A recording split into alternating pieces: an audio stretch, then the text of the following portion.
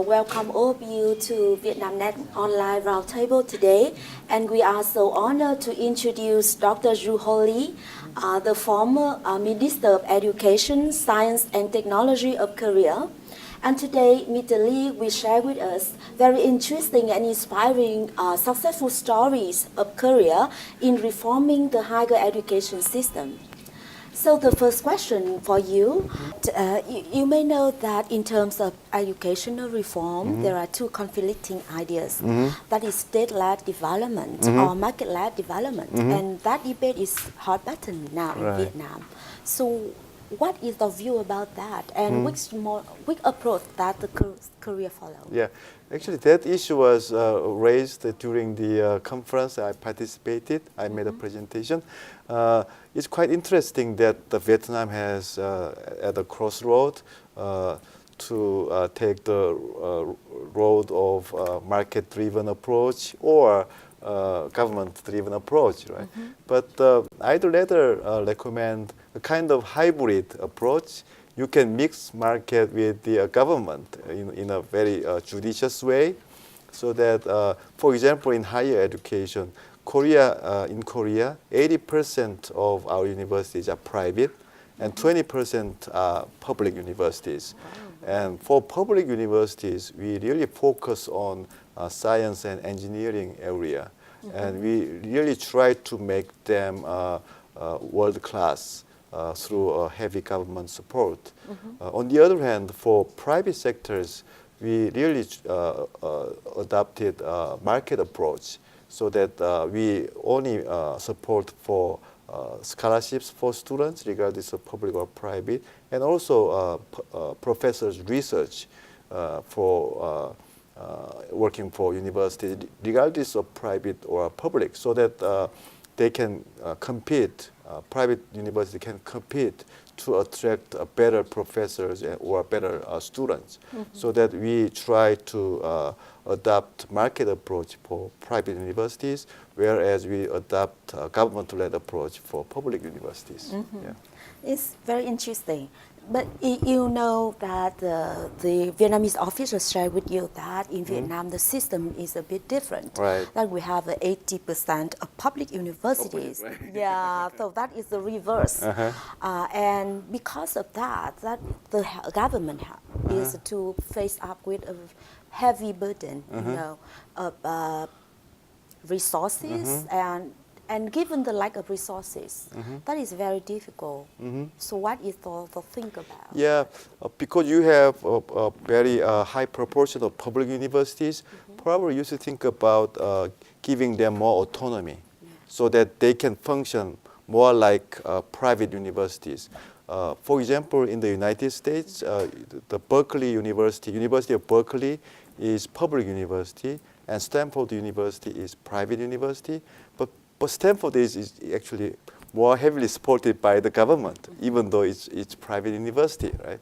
So in that way, you can make private university and public university compete with each other. How you can make them compete? First, you should provide more autonomy, so that they can try their own ways to strengthen their competitiveness. So giving more autonomy, and at the same time requiring more accountability, so that they can give better education, so that the graduates of these universities can get decent jobs. Yeah. So concerning the education reform, you mentioned that there are several higher education reform in Korea, and they failed, right? So why they failed? So higher education reform in Korea is still ongoing, not failed, not succeeded. We have struggled, and we try to first make them more autonomous and at the same time accountable.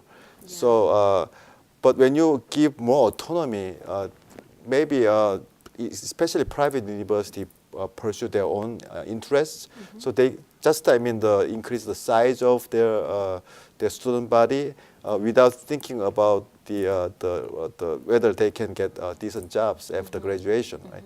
So we actually establish a very well-designed information disclosure system so that they can report the graduation rate of each university to information disclosure system, so that everybody know which university is producing graduates that are well accepted by the labor market. So that through this kind of information disclosure system, you can push universities to try more efforts to provide better education. Yeah, but you know that to make reform work in every field, we face a lot of obstacles, right? Obstacles from the forces, the existing forces who get interest from the current ones. So I would love to hear more about the political, social obstacles you mentioned in the presentation. What are they, and how you can overcome those? So, because I mean, the problems of low quality universities are so severe and become worsened in Korea. So we actually set up, as I told, the university restructuring system based on information disclosure, and we actually announce every year the list of low performing universities. So, for example, 3 years ago we announced 66 universities that performing poorly. So this is really a big shock to universities, and we also stop funding them based on their data.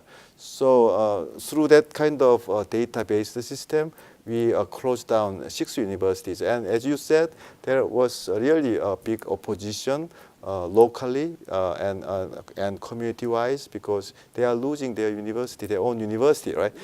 But the problem is that the issue here is that the real loser is not the university, but the parents and students who attend the low-performing universities. Yeah. So we actually promised these students can be moved to better universities when he closed down the low-performing universities. So in this kind of ways, we try to persuade that our reform is for the benefit of general public rather than for the the interest of small vested interest group. Yeah, but during those process, I think that you cannot avoid, right? You cannot avoid getting classes with the vested interest groups. Right. So did you face, I think, any lobby behind the door, or any call, private call from maybe someone in the top and call you, Lee, you cannot do that because of something like that. And I think because it's quite common in Asian society, right? Sure. So but one thing I can tell is that I had a really strong support from the press, because the press used to be supportive for the local interests, because especially local press. But when we really tried to persuade the real benefits of our restructuring program, I mean the students who used to attend the low-performing university, they can move to better universities and can get better jobs, right? So we really try hard to persuade local press, and local press turned their position, and they became very supportive for our reform efforts. And that is really important strategy, to talk to the local press about your real intention and the real benefits of the reform. Yeah. So from what you explained today, I found that even in Korea, in a democratic country, to make the education reform is really hard, uneasy, and a lot of opposition and resistance. So what I found so interesting when you say that you have to know how to learn a minor crisis integrate reform opportunity, right? Right. So it could be very inspiring, I think, for the Vietnamese to hear the case study. One interesting case is that when a student asks for lower burden for university tuition, we make that kind of crisis of student movement to ask for lower tuition to the big reform opportunity. Because we actually tried really hard to reduce the burden, but to reduce the burden, we have to weed out low-performing universities because there are no room for government to support all the universities, right? So we should confine ourselves to better-performing universities, and we let low-performing universities go under. So we actually tried this strategy and persuade them that, okay, we will listen to your demand, but at the same time, we have to restructure our university system.